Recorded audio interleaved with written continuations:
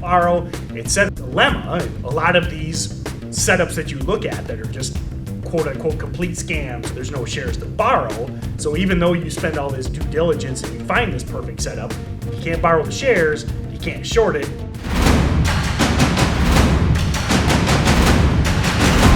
I stumbled across short selling, and that's where I first found profitability. I kind of think I got lucky in finding Tim Sykes and stuff, but back then, so were you reading about short selling in these journals and stuff? Like they actually talked about that? Yeah, okay. I was reading about short selling in the journals, and there were a couple books that I think mentioned it. Of course, was Edwin Lefebvre's book on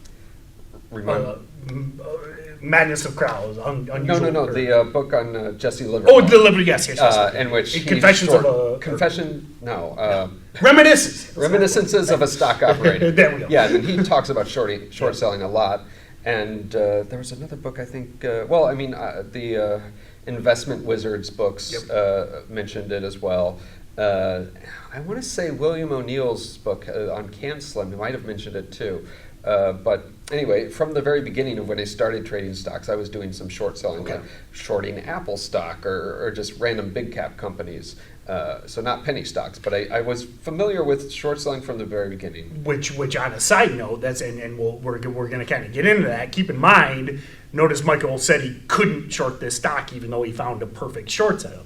That's one of the things you're going to run into. I mean, it's better these days. Back then, it was even harder. It seems to get easier and easier as the years go by. But you can short pretty much any, now not all, but pretty much any mid-cap, large-cap stocks because there's plenty of shares to borrow, etc. The dilemma, and we'll get back to your story, is a lot of these setups that you look at that are just quote-unquote complete scams or pump and dumps, there's no shares to borrow. So even though you spend all this due diligence and you find this perfect setup, if you can't borrow the shares, you can't short it, and then you watch it crash basically without, which is, I guess, maybe the second part of your story. So I even emailed that CEO of U.S. Wind Farming and asked him if he was the same guy, because his name was sort of generic. And he was the same guy who went to federal prison, and he told me, hey, I'm not going anywhere. That happened, but that's in the past. And if you don't want to invest, that's fine, but good things are going to be happening. And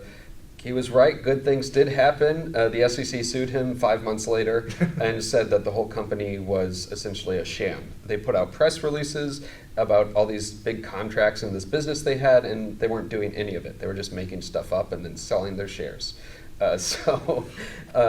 That was my introduction to pump and dumps, and I followed things. There was a column in Forbes called Informer, which would write about investment scams a lot, and then stock promotions, and I followed that. So I'd keep saying to myself, "Hey, I want to be able to short these sort of stocks," and it wasn't until the summer of What do you think? Kind of is that you think like?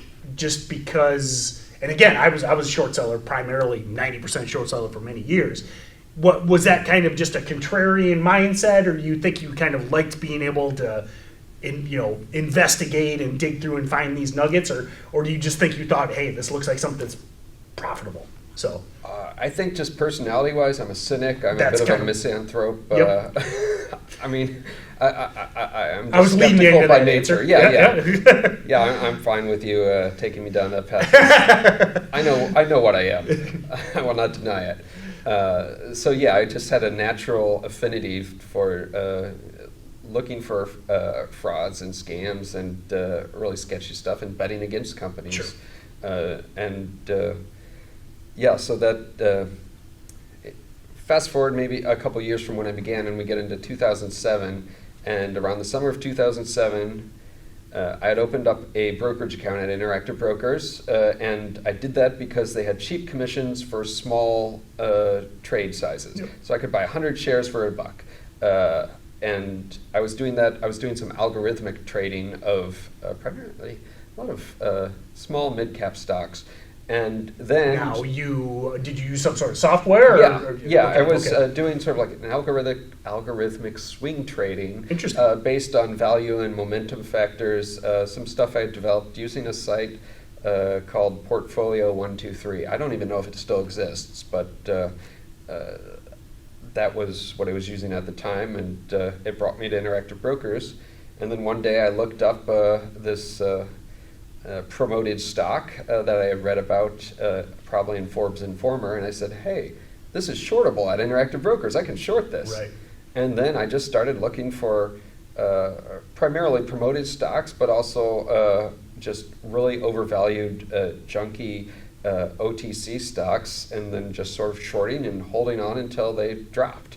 Thanks for watching our video. Be sure to comment below with any trading related question. We love answering your questions. Also, like and share with your friends, and be sure to subscribe to be notified as soon as our next video hits. And if you're looking to expand your trading knowledge, don't forget to check out all of our other videos, and be sure to click the trial below. Check out StocksToTrade. I think it is one of the best, most rapidly advancing softwares out there. Be sure to check out our trial.